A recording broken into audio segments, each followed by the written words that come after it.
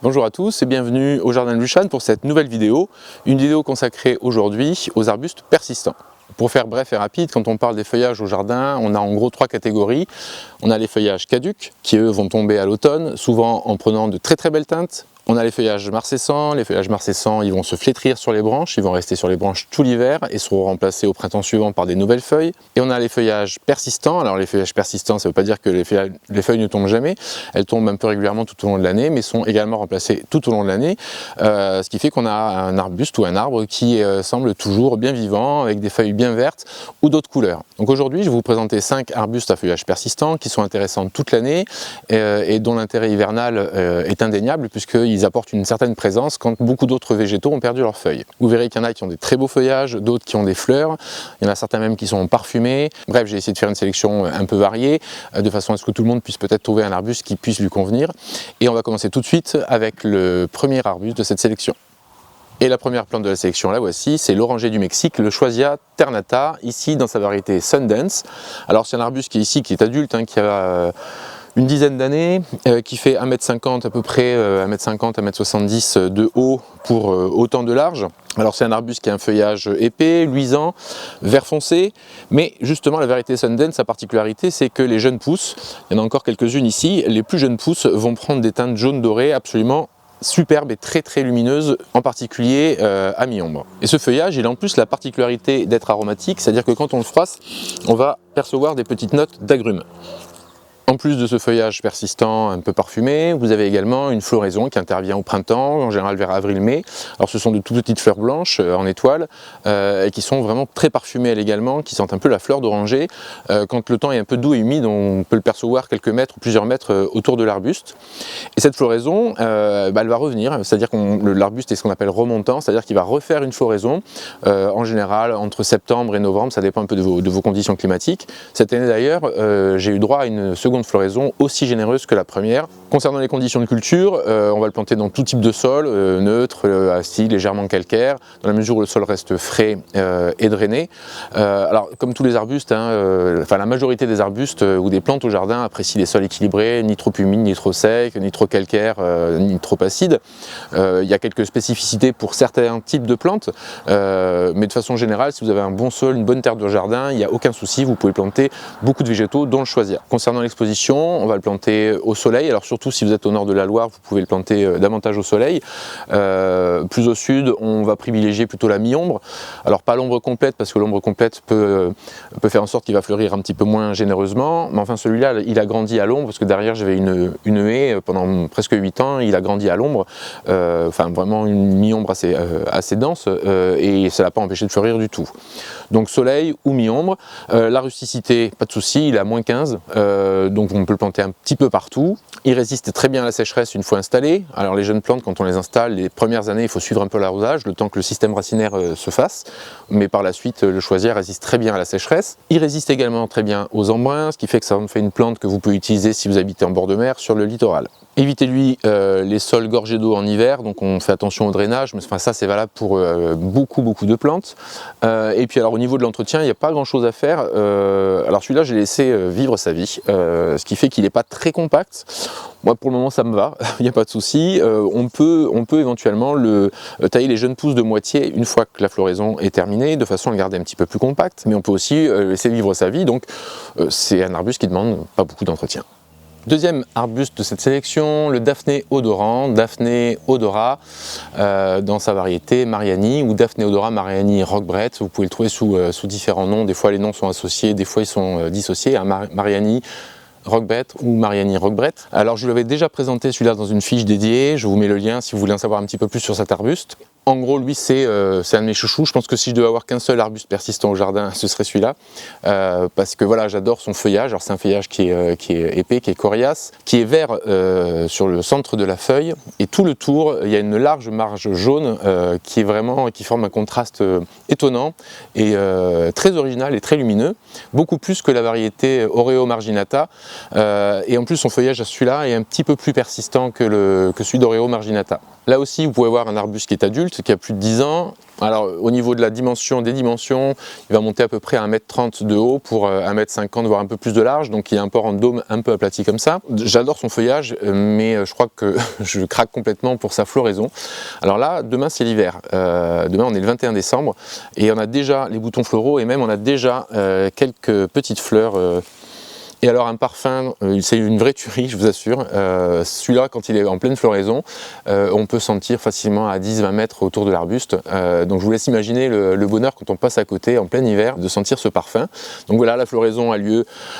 Alors entre fin décembre et mars, ça va dépendre de votre région. Ici en général dans le Béarn, c'est entre janvier et février. Là cette année, ça s'est initié un petit peu plus tôt. Et puis en fait, même ces boutons qui sont d'un rose un petit peu plus soutenu, parce que la floraison elle est blanc rosé, un rose très tendre, mais déjà les boutons qui sont rose vif sont déjà décoratifs avant même que la floraison ait débuté. Alors concernant ces conditions de culture, on va favoriser un sol léger, normalement plutôt acide, neutre à acide, plutôt léger et humifère, bien qu'ici il pousse dans un sol argileux, il n'y a pas de souci, dans la mesure où c'est pas pareil, un sol qui garde l'humidité en hiver. Concernant l'exposition, comme vous pouvez voir ici, il est en plein soleil, mais en fait c'est un leurre, il est placé sous un arbre qui a un feuillage caduc, ce qui fait que tout l'hiver il va bénéficier d'une bonne luminosité, mais tout le reste de la saison il va être plutôt planté à la mi-ombre ou à l'ombre, donc vous évitez le plein soleil avec celui-là. Il va résister à des températures de l'ordre de moins 10 à moins 15 degrés, en particulier si votre sol est drainé. Le drainage a toujours une importance, hein. Quand on parle de la rusticité des plantes, c'est pas uniquement moins 5, moins 10 ou moins 15, il y a aussi le vent, il y a aussi le drainage du sol qui vont rentrer en jeu et qui peuvent soit augmenter la rusticité, soit la diminuer. Donc vous faites attention à avoir un sol drainé, qui reste frais, mais cela dit, il résiste très bien à la sécheresse. Alors déjà, on peut imaginer que l'arbre et les plantes autour pompent déjà beaucoup d'humidité dans le sol, et qu'en plus, avec les étés très chauds et très secs qu'on a, il aurait pu souffrir. Je ne l'arrose jamais non plus, alors je l'ai arrosé les premières années comme les autres, mais depuis, il vit sa vie, et en fait, je ne fais qu'en profiter, parce que l'autre bonne nouvelle, c'est qu'il n'y a absolument rien à faire sur cet arbuste, aucune taille nécessaire. Il prend ce port en dôme naturellement et voilà, j'ai peut-être coupé une ou deux branches par-ci par-là à certains moments pour faire des boutures, mais vous n'avez absolument pas besoin d'y toucher. Voilà un arbuste dont on peut simplement profiter pour se faire plaisir. On est maintenant en compagnie d'un autre très bel arbuste, l'Andromède du Japon, Pieris japonica. Ici, c'est la variété Forest Flame. Alors c'est un arbuste de croissance plutôt lente, qui va monter environ 1,50 m pour 1,20 m de large. Alors là aussi, ça fait une dizaine d'années qu'il est en place. Donc un très bel arbuste qui a un feuillage vert. Pour le moment, un feuillage vert, parce que quand il va mettre son jeune feuillage au printemps, on va avoir des tons qui sont rouge vif, puis qui vont se dégrader petit à petit en orange, en saumon, puis en jaune clair, vert chartreux, enfin, etc. C'est plein de couleurs différentes, ce qui fait qu'on a presque l'impression qu'on a affaire à une floraison. C'est aussi joli qu'une floraison. Mais son deuxième atout, c'est qu'il va également fleurir, faire des vraies fleurs. Voilà, donc ici on voit que déjà les boutons sont en formation. Alors les boutons sont déjà un petit peu décoratifs, et quand il va fleurir au printemps, on va avoir des grappes de petites fleurs blanc crème qui rappellent celles du muguet. Donc c'est un peu la même forme que les fleurs du muguet, pas aussi parfumées que le muguet malheureusement. Mais voilà, on a un mélange sur l'arbuste du feuillage puis des fleurs, ce qui fait que ça en fait un arbuste très très décoratif au printemps également. Alors lui, il ne va pas aimer les sols calcaires, donc on va lui choisir des sols plutôt neutres, voire des sols acides. Il fait partie des arbustes qu'on appelle les arbustes de terre de bruyère, mais il peut pousser dans un sol normal, équilibré, avec un pH neutre. Alors ici, j'ai un pH neutre légèrement acide, mais voilà, c'est pas ce qu'on appelle une terre de bruyère. Comme pour les précédents, on va faire attention toujours à ne pas avoir les racines dans un sol détrempé en hiver, donc un sol drainé, qui reste frais, même s'il résiste également bien à la sécheresse, puisque celui-là non plus, je ne l'ai pas arrosé, ou je l'arrose quasiment jamais, et qu'il est planté vraiment à, allez, même pas 2 mètres d'un gros prunus derrière, d'un vieux et gros prunus derrière qui doit aussi pomper pas mal d'humidité. Ça nous donne aussi une petite indication sur son exposition, on le mettra plutôt à l'ombre ou à la mi-ombre. Pour l'entretien, zéro, rien à faire, on n'y touche pas, on laisse vivre sa vie, même pas besoin de le tailler. Concernant sa rusticité, il n'y a pas de problème, on est sur du moins 15, moins 20. Donc voilà, si vous n'avez pas un sol trop calcaire, si vous avez un petit coin un peu mi-ombragé ou ombragé dans votre jardin, écoutez, n'hésitez pas à adopter le Pieris Forest Flame, qui est vraiment un très beau cultivar. Le candidat suivant, c'est le Pittosporum. Je devrais plutôt dire les candidats, puisque je vais vous en présenter deux différents. Alors le problème des Pittosporum, c'est leur rusticité qui n'est pas excellente. On va les réserver plutôt au climat doux, au climat océanique, et on va éviter les régions très froides. Celui qui est devant moi, c'est un des plus rustiques, c'est le Pittosporum heterophyllum. Ici, c'est la variété variegatum, qui indique que le feuillage est panaché.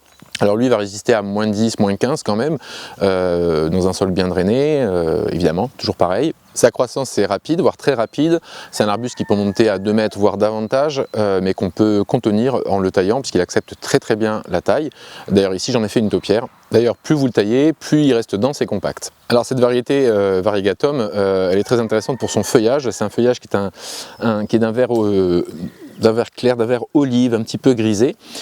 Et le jeune feuillage, lui, il va être très clair, un jaune pâle, très clair, même presque blanc dans les tout premiers temps. Des fois de loin, on a presque l'impression que l'arbuste est à feuillage blanc. Ensuite, ce feuillage vert olive, en fait, il va avoir des panachures de ce même vert clair. Alors c'est très aléatoire en fonction des feuilles, on n'a pas les mêmes panachures, les mêmes dessins sur chaque feuille. Donc ça fait, graphiquement, c'est quand même super intéressant. Alors le Pittosporum, il fleurit en avril-mai. C'est des toutes petites fleurs qui sont insignifiantes à l'œil, qu'on voit quasiment pas, hein. Il faut vraiment se rapprocher de l'arbuste pour le voir. Elles sont données pour être parfumées. Personnellement, je n'ai jamais réussi à sentir le parfum des Pittosporum. Alors on a tous des nez différents, on n'est pas tous sensibles de la même façon. Peut-être que vous lui trouverez un parfum exquis. Enfin en tout cas, moi c'est pas pour ça que je le cultive, c'est vraiment pour son feuillage qui est persistant et qui est donc décoratif toute l'année, même en plein hiver. Vous le planterez dans tout type de sol, même les sols calcaires, dans la mesure où ils sont drainés, en plein soleil ou éventuellement à la mi-ombre. Alors concernant l'entretien, il y aura un peu plus de boulot que sur les précédents, puisque comme je vous l'ai dit, si vous voulez le garder un petit peu plus compact et un peu plus bas, il faudra le tailler. Alors on va le tailler facilement 2-3 fois dans l'année, de façon à ce qu'il ait toujours une forme bien régulière. Et souvent quand on le taille, après il refait un petit peu des jeunes pousses plus clairs, donc c'est aussi intéressant de ce point de vue-là. Maintenant on va passer à une deuxième espèce de Pittosporum, qui a un feuillage totalement différent, qui a une taille différente, mais que je trouve absolument superbe. Il est un peu moins rustique. Bon, allez, je vous emmène, on va le voir. Et ce petit bijou, le voici. On est toujours sur un Pittosporum, cette fois-ci c'est l'espèce Tenuifolium, c'est-à-dire à petites feuilles, et la variété c'est Thomson. Alors lui malheureusement il est un peu moins rustique que le précédent, entre moins 7 et moins 10 degrés. Donc il n'est pas pour tous les jardins, il faut que vous soyez dans un climat relativement doux en hiver. Il est également beaucoup plus petit que le précédent, puisque lui il va faire 80 cm à 1 mètre en tous sens, mais en prenant aussi naturellement lui une forme de boule. Alors c'est pas quelque chose d'aussi soigné que l'autre que j'obtiens par la taille, mais il a un petit port en boule comme ça qui est vraiment sympatoche. Et puis alors surtout c'est cette couleur de feuillage qui est assez exceptionnelle. Au niveau de la couleur, alors quand on le regarde de loin, on a l'impression que l'arbuste est quasiment noir. En fait c'est un rouge pourpre très sombre. C'est vrai que certaines feuilles sont presque noires, sur d'autres on va voir un reflet un petit peu violacé qui est vraiment très sympa, et on a également un feuillage qui va au début du printemps être complètement vert. Donc là on a quelques pousses qui sont encore vertes, donc le nouveau feuillage est vert, puis petit à petit il prend ses teintes, et après il a tout le reste de l'année, il a cette teinte très sombre qui donne beaucoup de profondeur à un massif. Les conditions de culture, ce sera à peu près la même chose que le précédent, donc tout sol drainé, même calcaire. Mais pour l'exposition, on peut le mettre à mi-ombre, voilà, voire une ombre légère. A priori, on évite de le mettre en plein soleil. J'en ai un deuxième exemplaire qui est en plein soleil. C'est vrai qu'il se porte un peu moins bien que celui-là. Celui-là, il est sous ce petit arbuste qui le protège un peu des rayons du soleil au moment les plus chauds de la journée, et ça semble très bien lui réussir. Contrairement à l'hétérophyllum que je suis obligé de tailler plusieurs fois dans l'année pour le garder compact et petit, lui j'y touche pas. Alors on peut éventuellement le tailler si on veut pour le mettre un petit peu plus en boule, une forme un peu plus régulière, mais franchement c'est optionnel. On peut, comme ici, le laisser vivre sa vie tranquillement et simplement en profiter. On arrive au terme de cette sélection avec ce chèvrefeuille arbustif, l'Onicera nitida. Alors bien sûr ça n'a rien à voir avec le chèvrefeuille que vous connaissez, hein, la plante grimpante avec ses fleurs parfumées. Ici on est sur un arbuste qui va faire des toutes petites feuilles dont la croissance est rapide, qui va monter à 1 mètre voire davantage, et qui supporte très bien la taille pour en faire comme ici des taupières. Ça en fait d'ailleurs une très bonne alternative au buis qui est touché depuis quelques années par la pyrale, un papillon dont les chenilles peuvent détruire, défolier un arbuste en quelques heures. Le Lonicera il va accepter tout type de sol, même calcaire, dans la mesure où ils sont bien drainés. Lui aussi résiste très bien à la sécheresse puisque je ne l'arrose jamais. Il est très rustique puisqu'il va supporter sans problème moins 20 degrés. Il est indemne de maladie, donc c'est pour ça que c'est une bonne solution de remplacer le buis par ce type d'arbuste. L'inconvénient, le revers de la médaille, c'est que la croissance étant beaucoup plus rapide que le buis au niveau de l'entretien, il faudra un entretien beaucoup plus régulier. Il faut le tailler facilement 3-4 fois dans l'année pour le garder, enfin si vous voulez le garder dans une forme compacte et un peu nette, sinon il ressemble à un rasta en fin de confinement. Et en plus lui, j'ai régulièrement trouvé à son pied d'autres petits plants, ce qui m'a permis d'en installer ailleurs au jardin, et puis comme la croissance est rapide, assez vite je me retrouve avec plusieurs petites boules de Lonicera comme ça un peu partout dans les massifs. Alors bien sûr, je ne vous ai présenté ici que quelques-uns des arbustes persistants qu'on peut installer au jardin, il y en aurait beaucoup d'autres qu'on pourrait citer, ça fera sûrement d'ailleurs l'objet de futures vidéos. Et prochainement, je prévois aussi de vous faire une vidéo sur des végétaux qui vont vous permettre d'avoir un jardin très coloré en hiver. Alors un petit indice, l'arbuste qui est derrière moi, mais je ne vous en dis pas plus, je vous dis à très bientôt et en attendant, bon jardinage, ciao!